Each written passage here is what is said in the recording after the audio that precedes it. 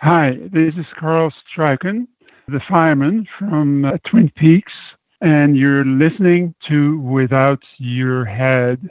Welcome to the station of decapitation without your head. I'm Nasty Neal, and I'm joined by RHYS Wakefield of The Purge, the upcoming third season of True Detective, and this new movie, The Grandson, which is on video on demand tomorrow, the 14th, depending when you're listening to this. So it's cool to have you here. How you doing? Hey, I'm very well, thank you. Excellent. It's good to be here. So, yeah. Now, I've seen The Grandson, but for people who haven't yet, can you give them an idea of what the movie's about? The Grandson is about a young man and his sister living in a very wealthy, well-to-do house and lifestyle, and that lifestyle is being threatened to be taken away from them. And my character goes at all lengths to basically preserve this lifestyle for himself, this wealthy, well-to-do life. And he will do it at all costs. So, yeah. I would say it's like a mystery crime thriller. I really dug it, and our critic on our website gave it a 4 out of 5, which is very high for him, especially. Oh, wow. Yeah. Oh, that's sick! I'm so pleased to hear that. Yeah. Now your character's pretty pretentious and not necessarily a likable guy. So how do you keep that, but yet still make the because you still make the movie something you want to watch and follow a character that isn't necessarily a likable person. Right. I mean, that was the really fun challenge for me, I think, going into this was like, how do you make this incredibly antagonistic character the protagonist? The angle that I was trying to take, I suppose, with it to mitigate that feeling was that this is really a boy who is realizing that he finally has consequences to his actions, but he may be realizing it a moment too late. So I think with the naive sort of angle, or taking some components or some moments throughout the movie to make him feel a little more innocent and childlike, I hope that makes him somewhat more, we feel more compassion toward him. But yeah, he certainly is a sociopath in more ways than one. I think that's something that's really become, in the last maybe 15 years or so, in movies and TV, is like the anti-hero, where it's someone that normally wouldn't have been the guy that you root for in the movie, but or in a TV show. But why do you think that is? Why do you think people are drawn to the anti-hero today? I think that's a really smart observation. I guess I would say audiences are very complex now. I think maybe once, when movies were in an earlier iteration of what they were, people were very much about this is good, this is bad, dark side, light side, evil corrupts. I mean, whereas now, I think people really like to digest more colorful and contrasted characters, because it's maybe a greater reflection of ourselves and our society, which is that we aren't just one or two cookie cutter things.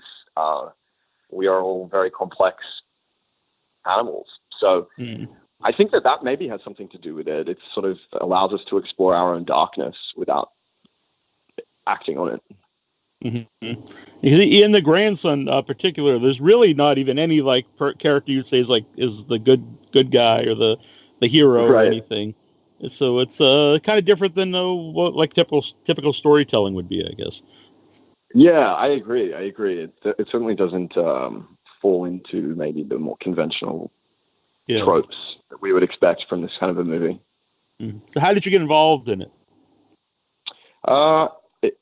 The script, I read the script quite some time ago now, and the movie had a few iterations where it was going to go. You know how indie films are; they're sort of going to go, and then they don't, and then they do, and then they don't. So I really love Robert Loggival, the director. I think that he was really hungry about this vision that he had for the movie, which was so influenced by a lot of Italian cinema. He showed me movies like Purple Moon and Go With a Suitcase. And I could actually I could grasp the story he was trying to tell. For me, it was difficult, as we said earlier, to imagine how psychopath could be our lead. But those movies sort of helped me understand that it was possible. Now, did you know him prior to doing the movie? I didn't. I met him for this project. Was this is this his first feature? It's not. He directed a feature a couple years prior called All God's Children Can Dance. So this is his second feature, and then he's directed a bunch of commercials and whatnot outside of that. Yeah. So what was he like on set when you're making the movie? I mean, I appreciate so much how collaborative he was. We were really. I felt like I was really able to breathe life into this person in my own way and not feel stifled. And he was so open to suggestions and sort of weirdness. I wanted to bring some strangeness to this character, and I liked how unapologetic he was about that. He was kind of decidedly overt about telling the story of just grotesque characters, really. It's kind of the dinner table scene was really enjoyable, I think, for him to shoot, because we get all of these really toxic and frightening characters all together at the dinner table, and it sort of informs why they're all just so toxic and strange. So yeah, he was a real joy to work with. Yeah, so something I find interesting too is I don't give too much away, but it's kind of early in the movie, but the death of a character, which really is what the movie's about. The actual murder doesn't seem like important at all to your character. It's really about getting away with it and disposing of the body and not letting anyone else find out. Right, totally. I think that he's the ultimate hedonist in that way. His greatest concern is self-preservation rather than someone else. And I think telling the story in Hollywood or in this like really wealthy mansion in Hollywood really emphasizes that feeling. Where these people in this world are all incredibly opportunistic and will step over your dead body if it means having an opportunity. So yeah. And there's a great scene. I actually thought it was like an ode to a Taxi Driver, where you're looking out the window with the gun, kind of pointing at people walking by. I don't know if you picked up on that. Yeah. Yeah. Totally. I think that works so effectively. It's very cool. It's like, again, that's like this child playing, unable to really grasp the consequences yet. You're even making the noises like, you're making the bang noises and stuff. It is. Like a kid. What was that? What was that? Remember making gun like bang noises into your mouth? Exactly. Like, pill. Yeah. I really have to go back. Yeah. I don't think you can even buy toy guns anymore, which probably makes sense if I think about it. But when I was a kid, everyone had their guns. Yeah. Play robbers or cowboys and Indians, whatever. So, what was Leslie Ann Warren like? Because she's amazing in the movie.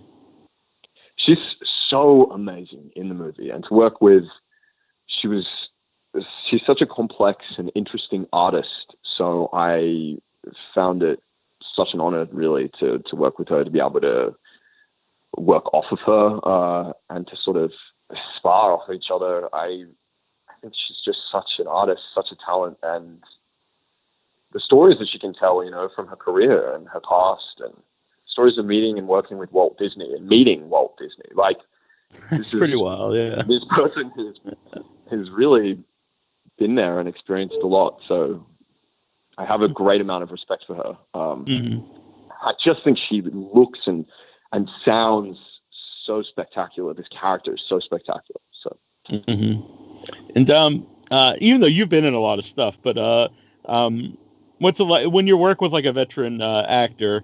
Do you learn a lot from them? Just working with them? Yeah, I think that it's pretty amazing to be able to see how a lifetime of work for these people has shaped their craft or their tools, how they get into a character, what their tricks are, or what their thoughts and processes are. I mean, I feel like I always can never really believe it. I mean, when I was lucky enough to work with Ethan Hawke, that was one of the most informative experiences, I would say, as an actor, as a young actor, just to see how he carried himself on a set. The tone that these individuals can create on a set is really everything, and they can make it feel horrible or they can make it feel amazing, and it really is up to those individuals. And I have nothing but respect for a lot of the people that I've worked with. Mm-hmm. Yeah, it's very cool. So, where was that house you filmed in? That was in Silver Lake. It's called the Paramore Estate. It was previously called the Can Marino Estates, I think. But yeah, the Hills of Silver Lake. And it was formerly owned by a silent film actress who perished over the hills of Mulholland back in the 30s. She drove a car off a cliff. So it's history to it. Yeah, pretty crazy. Yeah, when you do film at a place that does have history to it, do you feel like a certain atmosphere at all? Does that affect you? You know, when you're making a movie? Yeah, I think that the location it just really helps. Once you're sitting and standing in this space, it informs everything. Especially when it's your character's own house, you sort of have this. It just informs so much of them. This house in particular had taxidermy everywhere, like the most unbelievable old school taxidermy from the 20s and 30s, which was very eerie to be walking amongst. Yeah, that kind of gives it a connection to Norman Bates now, another psychopath and right. It really does. Yeah. Yes, totally. There is an inadvertent connection to that, without a doubt. And what's also very cool, this is like me fanboying in one element of the house. There's this deadweight. I think they're called deadweight. Those trapdoor kitchen elevator things. Okay. That exists in the kitchen of this house. And when I first saw it, I recognized it from a movie that was familiar to me, Halloween H2O. I don't know if you're familiar, but in Halloween H2O, there's this sequence where the killer is chasing this girl and her leg gets caught in this elevator. And it was the very same elevator, and I worked out that the whole movie had been shot in the same house, which is one of my favorite horror movies. Oh, so that's pretty wild. Yeah. Yeah. Well, that's cool. Yeah. So were you always a horror movie fan? I really was growing up. I really did like horror. I mean, I loved the Scream series and the original Poltergeist films and some of the Halloween H2O films. I mean, the original Halloween movie is amazing. Those wide angle shots. I mean, yeah, I really like horror. Yeah. Mm-hmm. Are you looking forward to the new Halloween? I can't wait, dude. I cannot wait to see Jamie Lee Curtis. Like, it's going to be great. Yeah, it's really cool. Nick Castle's playing Michael Myers again, from the original movie. It's all of it's really cool. It's awesome. And apparently John Carpenter's doing the whole score as well. Or working with I think it sounds pretty rad. Yeah, I'm definitely looking forward to it. So, since you're always a horror fan, when you got the role for The Purge, what interested you about that role and about the whole concept of The Purge? Because it was really original. Yeah, I totally underestimated how much people would respond to the concept of The Purge. I thought that it was maybe a little too out there, sincerely, which sounds crazy now, given there's so many movies and a TV show made of it. But it just felt too out there to really imagine people being okay with this idea that a society would ever get to a point where murder was legal. That just seemed far-fetched to me. Mm-hmm.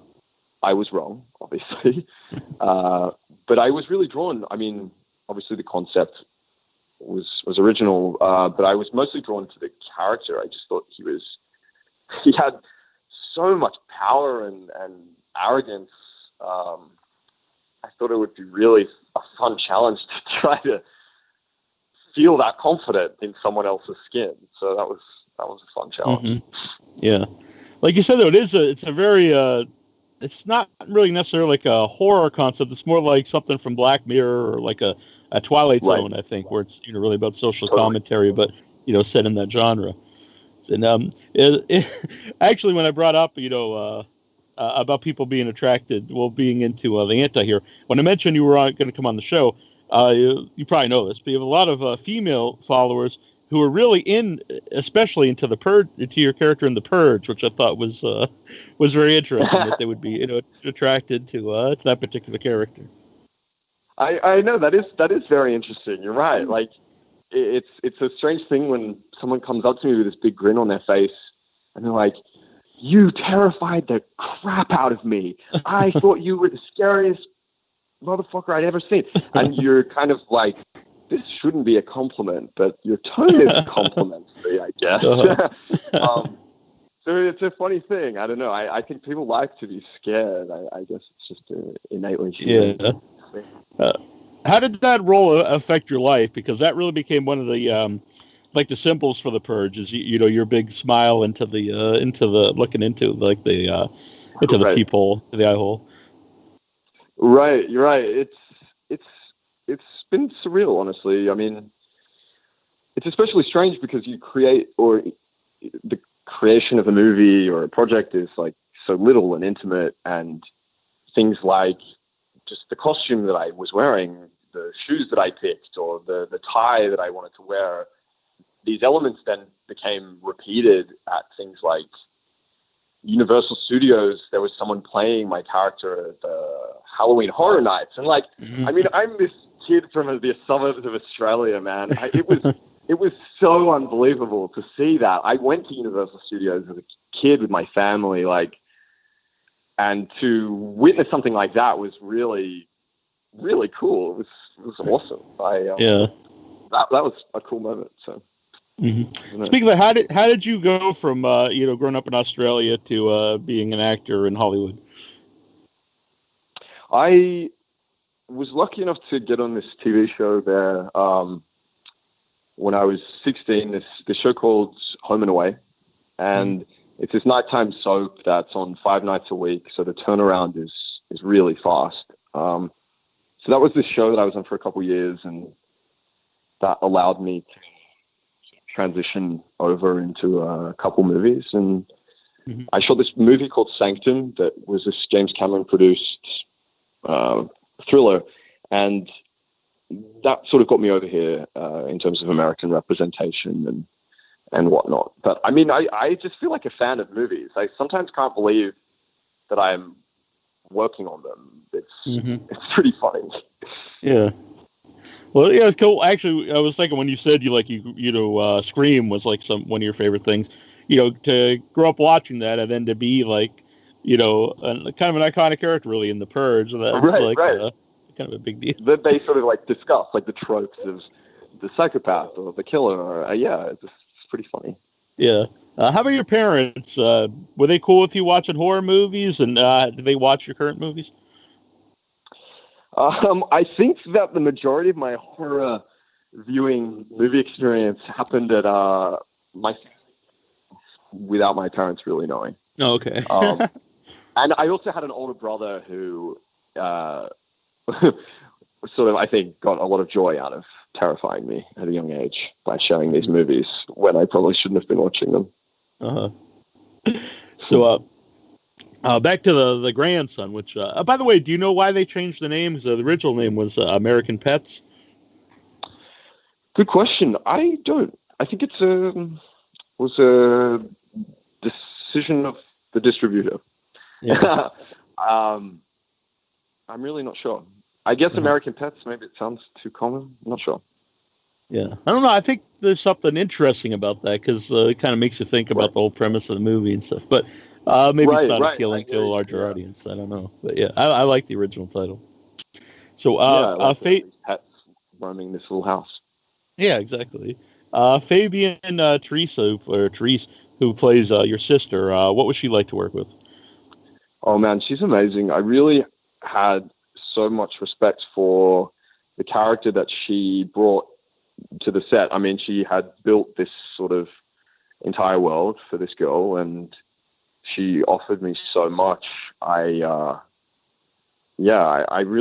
think that she's so talented. I think that I'm always really excited to see what she's up to and what she's going to do next. because she's on the rise, and she's just got such a great look. She sort of does. She has such subtle choices that she makes that just come alive on camera. I think, yeah, she's a really talented actor. Yeah, I think she's got a unique look too, which is good. Yeah. Like very very attractive, but at the same time like a real person, if that makes sense. Yeah, totally. I think she has such a texture and this kind of humanity with her expression that she brings forward, which was so important for the character that I was playing. I mean, so many of his decisions were derived around protecting the sister. So she just brought so much reality to it. It made my life so easy. Yeah. Then there's like we brought up Leslie before, but I really like that character because you don't necessarily see that in a lot of movies. Like the older actor who's you know what happens to them later in their career, and trying to hold on to that and everything, and it brings a totally different element to the movie. Yeah, I agree. I really don't think there's many female characters that I've seen recently that are like this, that are as bombastic as she is when we first meet her. She's so unapologetic. I think it's very cool. Yeah. So did you... when we would call cut and Leslie would be like, hey, what do you guys think? Like, how was that? Like, should we go again? You know, like just so gentle and lovely, and then this character is this monster. That's why she's such a good actor. Yeah. So when you saw I assume you saw the finished movie, and you see it all edited together, and with the score and everything. What did you think? I am really happy with it. It's been such a long process, and it's such a unique movie in the sense that I think it's more about this feeling that it evokes over the course of watching it. So I am really happy with it. I'm really happy with the lack of conventional tone. It kind of feels like a European film to me, if that makes any sense. I agree.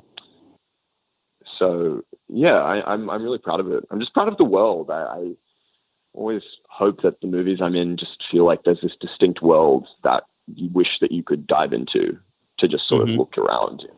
And I think Robert really achieved that.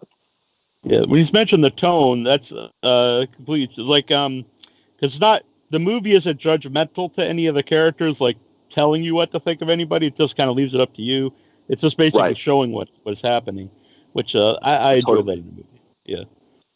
Yeah, it's kind of up to your own morality to decide how you feel or how repulsed you are or aren't. I imagine you can't talk about it because I don't think it even doesn't come out till next year. But can you say anything about True Detective season 3? I wish I could say. I wish I could talk about it more. Except that, I mean, we've wrapped now. We shot it in Fayetteville, Arkansas, and I really think. I mean, I'm a huge fan, and I have been a huge fan of the series, and I think that it's going to be quite special this season. I just think Mahershala and Steven are so good. So I'm really excited for people to see that world. Yeah, I'm really happy it's back because I know it looked like it wasn't they weren't going to do anymore. But so I'm really excited to see season 3. The first season I think is one of the best seasons of any show I've ever seen. It was just it kind of came out of nowhere. It's just amazing. Yeah, just this like incredible little gift that just arrived out of the blue, and it's just spectacular. I think it's I think it's one of the best shows I've ever seen. Yeah, and I promise I would ask a question here from Claire Connolly. She wants to know how did you prepare for your role in The Purge, and did any other horror characters inspire you? That's a good question. I tried to steer clear of some of the more famous horror psychopaths that we can all name, just because I tried not to fall into some kind of stereotype or playing crazy that felt maybe inauthentic. So my preparation for the Purge character was actually, I wrote a whole bunch of memories that would inform this character when we meet him, basically. So what his relationship is like with his parents. Does he have one?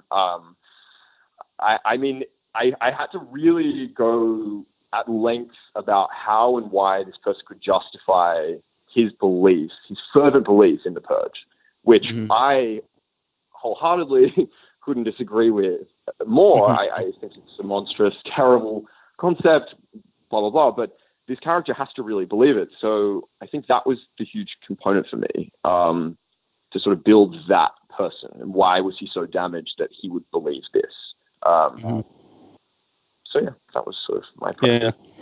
I always think, even if like if the person watching it, like as a fan watching it, if I don't know all your backstory and stuff, I always think if someone does that, like it adds some realism to the role, even if you're not really like aware of it. It kind of fleshes out the character, I think. I agree. It's like the slightest things, like how your posture is.